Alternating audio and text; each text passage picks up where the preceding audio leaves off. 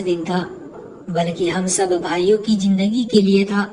हमने अपने पिता की छोटी सी फैक्ट्री को अपनी मेहनत के बलबूते पर आज एक बहुत बड़ी कंपनी में बदल दिया। हम भाइयों ने दिन रात मेहनत की थी और हमें आज अवार्ड दिया जा रहा था। और कुछ दिनों बाद सारा पेपर वर्क कंप्लीट हो जाता और हम चार भाई अपनी अपनी अलग अलग जायदाद ले लेते। लेकिन बिल्कुल उसी समय जाने कहां से एक लड़की आ गई और हजारों लोगों के बीच खड़ी होकर चिल्लाकर कहने लगी, मैं तुम लोगों की बहन हूँ, इस जायदाद में मेरा भी हिस्सा बनता है। हम सब भाई उस लड़की की बात सुनकर चौंक गए। ऐसा तो मुमकिन ही नहीं था, क्योंकि हमारी कोई बहन थी ही नहीं। जरूर वो लड़की हमारे दुश्मनों में से किसी ने भेजी थी, ताकि लोगों के सामने हमारी इज्जत कम हो सके। वो लड़की सबको देखकर कहने लगी, मैं झूठ नहीं बोल रही हूँ, मेरे पास सारे सबूत है, चाहे तो आप डीएनए करवा ले। मेरी माँ ने मुझे बचपन में बेच दिया था और 20 साल में अपने घर वालों से दूर रही हूँ। आज अपना हिस्सा लेने आई हूँ। वो लड़की देखने में कहीं से भी हम जैसी नहीं लग रही थी, नहीं उसकी शक्ल हमसे मिलती जुलती थी। मगर वो लड़की जाने क्यों जिद कर रही थी कि वो हमारी ही बहन है। हम सब बहुत परेशान हो गए थे। मैंने ही थोड़ी समझदारी से काम लिया। मैंने सबके सामने कहा कि ठीक है, हम डीएनए करवाएंगे, अगर तुम हमारी बहन निकली तो तुम्हारा हिस्सा तुम्हें जरूर देंगे। मैं उस लड़की को पहचान गया था। हम चार भाई इस शहर के मशहूर बिजनेसमैन थे और सारा जमाना जानता था कि इस स्थान तक पहुंचने के लिए हम चारों ने कितनी मेहनत की थी। मैं तो अब भी उतनी ही मेहनत करता हूँ जितनी पहले करता था, मगर मेरे भाई कहते हैं कि जिंदगी का मजा भी लेना चाहिए, इसलिए वो अक्सर घूमते फिरते रहते थे। वैसे तो जिंदगी में सब ठीक ही था और जिंदगी अच्छी गुजर रही थी, मगर कुछ दिनों से बहुत कुछ अजीब हो रहा था। मैं जिस रास्ते से ऑफिस आता था, वहाँ सिग्नल पर एक लड़की मेरे कार के दरवाजे पर आकर कहती, मुझे आपसे बहुत जरूरी बात करनी है, मेरी बात सुन लो। उसने अपना चेहरा छुपा रखा था। मैं इस तरह के भिखारियों को बहुत अच्छी तरह से जानता था। ये बंदे को बाहर बुलाकर भी उससे पैसे ही मांगते थे, इसलिए मैं उसकी बात को इग्नोर करके गाड़ी आगे बढ़ा देता था। वैसे वो लड़की देखने में भिखारी नहीं लगती थी और कपड़े भी अच्छे पहने होते थे। एक दिन मेरे बड़े भाई ने बताया कि रोज एक लड़की उनको फोन करके कहती है कि आपसे बात करनी है। जाने कौन लड़की है, रोजाना फोन करके तंग करती है।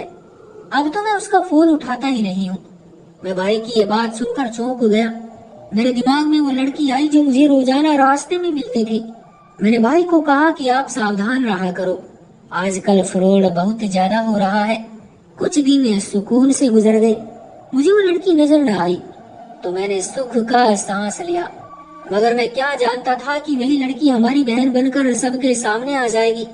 घर जाकर मैंने जब माँ से पूछा कि क्या हमारी कोई बहन थी, तो माँ घबरा गई और कहने लगी, तुम जानते तो हो, तुम्हारे बचपन में एक ही बहन हुई थी तुम्हारी, और वो बचपन में ही मर गई थी। मैंने माँ को बताया कि आज एक लड़की आई थी और कह रही थी पिता की जायदाद से मुझे भी हिस्सा दो, मैं तुम लोगों की बहन हूँ। माँ ने कहा वो लड़की झूठ बोल रही है, तुम उसकी मत सुनो, अगर वो तुम्हारे ऑफिस आए तो उसे धक्के देकर निकाल देना। माँ की बातों से मुझे अंदाजा हो गया कि वो लड़की झूठ ही बोल रही थी। वैसे भी कुछ दिनों से मैं नोटिस कर रहा था कि कोई जैसे हर पल हमारे पीछे है, हर पल नजर रखे हुए है। मुझे लगा कि ये मेरा वहम है, लेकिन अब यकीन हो गया था कि जरूर वो लड़की ही हमारे पीछे है, हमारे बारे में जानकारी इकट्ठी कर रही होगी। और उसे जब सब कुछ पता चल गया तो मेरी बहन होने का दावा करने लगी। अगले दिन मैं ऑफिस में था। जब वही लड़की मेरे पास आई, मैं उसे सबूतों के साथ सबके सामने बेनकाब करना चाहता था, इसलिए कह दिया कि परसों आना, तुम्हारा डीएनए करवाएंगे। वो लड़की चली गई तो मैंने अपने एक डॉक्टर दोस्त से वक्त ले लिया। घर आकर माँ को सारी बातें बताई, क्योंकि वो बहुत परेशान हो गई थी। जब से माँ ने सुना था कि कोई लड़की हमारे पीछे पड़ गई है, उस शाम मैंने माँ को कहीं चोरी छुपे जाते देखा तो मैं चौंक गया। मैंने सोचा सुबह माँ से पूछूंगा, मगर मुझे याद ही नहीं रहा। अगले दिन मैं घर वापस आ रहा था कि रास्ते में उसी लड़की को देखा। मुझे उस पर शक तो पहले से ही था। मैंने सोचा उसका पीछा करके देखता हूँ, किससे मिलने जाती है और उसे किसने हमारे पीछे लगाया है। मैंने गाड़ी उस लड़की के पीछे मोड़ ली। थोड़ी आगे जाकर सड़क पर वो लड़की जिससे मिली उसे देखकर मेरे कदमों तले से जमीन खिसक गई। वो मेरी माँ से मिल रही थी। मुझे अपनी आंखों पर विश्वास नहीं हो रहा था। मैं गाड़ी से उतरकर उसके पास चला गया। माँ मुझे देखकर घबरा गई। मैंने पूछा, आप इस लड़की के साथ यहाँ क्या कर रही हैं? तो माँ कहने लगी, मैं इसे समझाने आई थी कि मेरे बेटे को तंग ना करे। मैंने देखा उस लड़की की आंखों में आंसू थे और वो भागती हुई वहाँ से चली गई। मैंने माँ को देखा और माँ को लेकर वहाँ से चला आया। अगले दिन मैं इंतजार करता रहा कि वो लड़की आए तो मैं उसका डीएनए करवाऊं, मगर वो ना आई। दूसरे भाई भी कहने लगे वो लड़की झूठी है, इसलिए डीएनए टेस्ट का नाम सुनते ही भाग गई। मुझे भी यही लगा था कि जरूर वो लड़की फ्रॉड होगी, मगर मैं तो सोच भी नहीं सकता था कि हकीकत कुछ ऐसी होगी। 1 हफ्ते बाद की बात है। उस दिन मैं ऑफिस से थोड़ा जल्दी घर आ गया था। ड्राइंग रूम से मुझे बोलने की आवाज आई। मैंने अंदर झांका और मैं चौंक गया। अंदर वही लड़की खड़ी मेरी माँ से बातें कर रही थी। मेरी माँ उससे कह रही थी, अगर तुम वापस न गई तो मैं खुद उन्हें बता दूंगी कि तुम यहाँ हो, चली जाओ। वो लड़की ऊंची आवाज में मेरी माँ से कहने लगी कि कैसी माँ हो तुम, मैं बेटी हूँ तुम्हारी और तुमने मुझे बचपन में ही बेच दिया और अब भी मुझे धमकियां दे रही हो कि मैं अपनी जुबान बंद रखूं। मेरी माँ फिर से बोली, तुम्हें जितने पैसे चाहिए मैं दूंगी, मगर तुम यहाँ से निकल जाओ और कभी ये बात अपनी जबान पर न लाना कि तुम मेरी बेटी हो। अपनी माँ के मुंह से सुनकर कि वो उसकी बेटी है, मेरे सर पर आसमान टूट गया। मैं माँ के पास चला गया तो मेरी माँ मुझे देखकर घबरा गई। मैंने माँ से कहा, मैंने सब कुछ सुन लिया है, मुझे सच सच बताओ कि ये लड़की क्या वाकई मेरी बहन है? मेरी माँ ने शर्मिंदगी से सर झुका लिया और कहा, हाँ ये तुम्हारी बहन है। मैंने बचपन में तुम लोगों से झूठ बोला था। मुझे यकीन नहीं आया मेरी माँ ने इतने साल अपनी बेटी को खुद से दूर रखा और उस बेटी को जिसकी पैदाइश के लिए वो सालों मन्नतें मांगती रही थी। मेरा गुजरा हुआ कल मेरी आंखों के सामने घूम गया। सुना है बेटे की माँ होना बड़े ही गर्व की बात होती है और माँ अक्सर बेटे की ही आरज़ू करती है ताकि वो उनका सहारा बन सके, लेकिन हमारे घर में बिल्कुल उलट था। ऐसा लगता था कि इस घर में बेटे होना पाप है। हम 4 भाई थे, मैं दूसरे नंबर पर था। मेरे पापा की एक छोटी सी फैक्ट्री थी जिसको तरक्की देने की कोशिश में वो दिन रात लगे रहते थे और घर से बाहर रहते थे। पापा को ना माँ की फिक्र थी ना ही हम भाइयों की। फिक्र तो हमारी माँ को भी हमारी नहीं थी। ऐसा लगता था जैसे वो हमें पैदा करके भूल ही गई हो। हमारे घर में चाची रहती थी, वो बहुत अच्छी थी, उसी ने हमारी परवरिश की। माँ हर वक्त बस मंदिरों के चक्कर काटती रहती थी।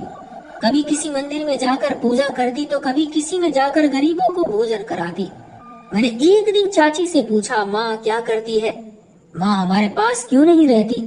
वो हमसे प्यार क्यों नहीं करती? तो चाची ने दुखी होकर बताया कि तुम्हारी माँ को बेटे नहीं बेटियां चाहिए थी, मगर ऊपर वाले का करना ऐसा हुआ कि अब तक उसकी बेटी नहीं हुई। तुम्हारी माँ को बेटी की बहुत तड़प है। मैंने हैरान होकर पूछा, चाची ऐसा क्यों है? लोग तो बेटों के लिए ऊपर वाले से प्रार्थना करते रहते हैं, फिर माँ को बेटी की चाहत क्यों है? चाची कहने लगी, मैं नहीं जानती, उसे बेटी इस कदर क्यों प्यारी है। शादी के बाद से उसकी यही ख्वाहिश है कि उसके यहाँ बेटी हो जाए, मगर ऊपर वाले ने अभी तक उसकी सुनी ही नहीं और बेटी की बजाय उसे 4 बेटे दे दिए। मुझे लगता था कि ये बस माँ की इच्छा ही है, मगर मैं ये नहीं जानता था कि बेटी की चाह मेरी माँ का जुनून बन चुका है। वो नंगे पाँव मीलों चलकर मंदिरों पर जाती थी। माँ के पाँव में छाले पड़ जाते थे, मगर वो हार नहीं मानती थी। एक दिन मेरी माँ मुझे साथ लेकर एक दूसरे गांव गई। वहाँ किसी ने माँ को कहा कि अगर तुम यहाँ से अपने घर तक नंगे पैर चलकर जाओगी और सारे रास्ते ऊपर वाले से प्रार्थना करती रहोगी तो तुम्हारी बेटी पैदा हो जाएगी। मेरी माँ ने ऐसा ही किया। एक गांव से दूसरे गांव तक की यात्रा पैदल की और घर जाकर जब माँ के पैर देखे तो मैं हक्का बक्का रह गया। माँ के पैर जख्मी हो चुके थे, मगर माँ को कोई परवाह नहीं थी। कहने लगी, जब मेरी बेटी हो जाएगी तो मैं ये तकलीफ भूल जाऊंगी। माँ का पागलपन देखकर अब मैं भी ऊपर वाले से प्रार्थना करने लगा था कि हमारी एक बहन हो जाए, और आखिर सालों बाद माँ की ऊपर वाले ने सुन ही ली। उस समय मैं 10 साल का था जब मेरी बहन हुई, हम सब लोग बहुत खुश थे कि अब हमारी एक छोटी सी बहन है, अब इसके साथ हम मिलकर खेला करेंगे। माँ बहन को लेकर घर आ गई। हमें तो लगा था कि जितनी चाह माँ को बेटी की है, वो तो उसे हथेली का छल्ला बना कर रखेगी, मगर मेरी बहन रोती रहती थी और माँ फोन पर किसी से बात करती रहती। एक दो बार कुछ अजीब सी औरतें भी हमारे घर आई और हमारी छोटी बहन और माँ को लेकर अपने साथ कहीं चली गई। मैंने चाची से पूछा, मगर उन्हें भी कुछ पता नहीं था। मेरे पिता को तो बस अपना बिजनेस चलाने की फिक्र थी, उन्हें कुछ पता नहीं होता था कि घर में क्या हो रहा है। 2 दिन बाद माँ सानवी को लेकर घर आ गई। मैं महसूस कर रहा था कि माँ को सानवी की अब कोई परवाह नहीं रही थी।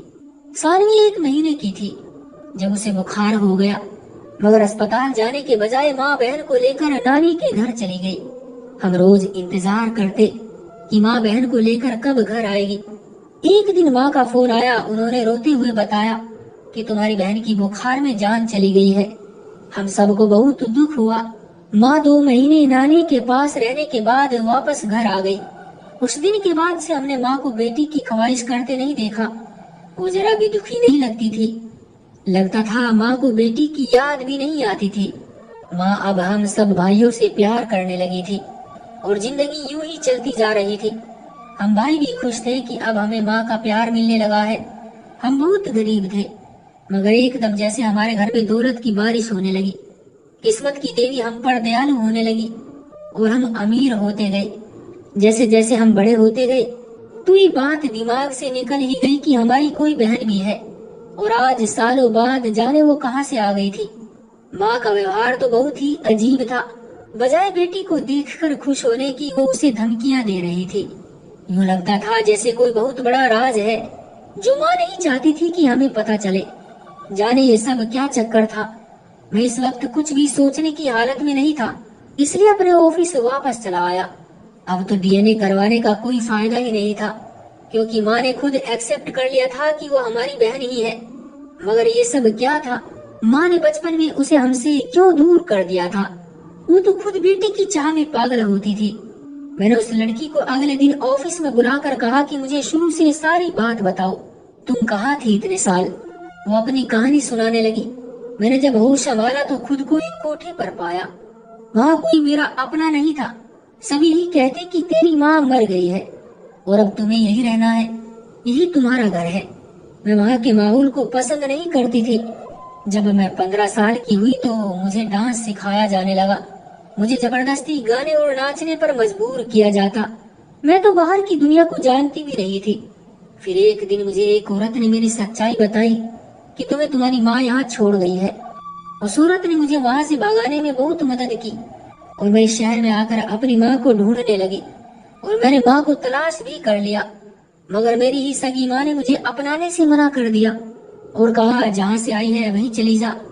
मजबूर होकर मुझे आप सबके पास आकर हिस्सा मांगना पड़ा, क्योंकि मैं इज्जत की जिंदगी जीना चाहती थी। मैंने अपनी बहन के सर पर हाथ रखा और कहा तुम्हें अब कहीं जाने की जरूरत नहीं, हमारे साथ घर चलो। मैं उसे लेकर घर आ गया। मेरी माँ हम सबसे बहुत शर्मिंदा थी और हम सबसे नजरें नहीं मिला पा रही थी, क्योंकि सब हकीकत हमें समझ आ चुकी थी। वो बेटी की ख्वाहिश इसलिए करती थी ताकि उसे बेच सके। फिर जब बेटी हुई तो उसे जाकर कोठे वालों को दे दिया और बदले में ढेरों पैसे ले लिए। मैं अब समझा कि हम लोग अचानक से इतने अमीर कैसे हो गए। मैंने नफरत से माँ को देखा और कहा, आपको माँ कहते हुए शर्म आ रही है? ऐसी भी माँ होती है जो दौलत के खातिर अपनी ही सगी बेटी को बेच दे। मेरी माँ हम सब से माफी मांगने लगी और कहने लगी मैं शुरू से ही अमीर होने का सपना देखती थी। शादी हुई तो पति भी गरीब मिला। मेरी तो हसरत ही दिल में रह गई। फिर मुझे एक औरत मिली। उसने कहा कि अगर मेरी बेटी हुई और मैं उसे उनके हवाले कर दूं तो मुझे माला माल कर देंगी। बस उसी दिन से मुझ पर बेटी पैदा करने की धुन सवार हो गई और जब वो हुई तो उन्होंने उसके बदले बहुत सारी दौलत हमें दे दी। मैंने अपनी बहन से कहा हम सबको माफ कर दे, हम आज जो भी है तुम्हारी वजह से ही तो है। उसी के बदले में मिली दौलत से हम आज इस स्थान तक पहुँचे थे।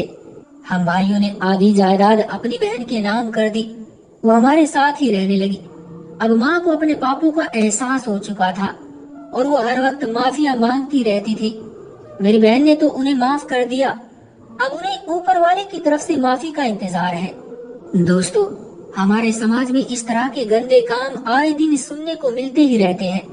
किसी भी इंसान को इतना भी नहीं गिरना चाहिए कि चंद पैसों के टुकड़ों की खातिर अपनी औलाद को ही दांव पर लगा दे।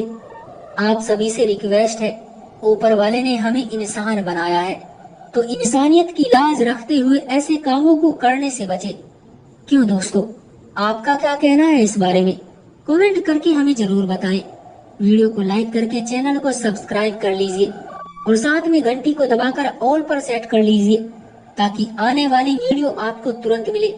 मुझे दीजिए अगली वीडियो तक इजाजत। तब तक के लिए धन्यवाद।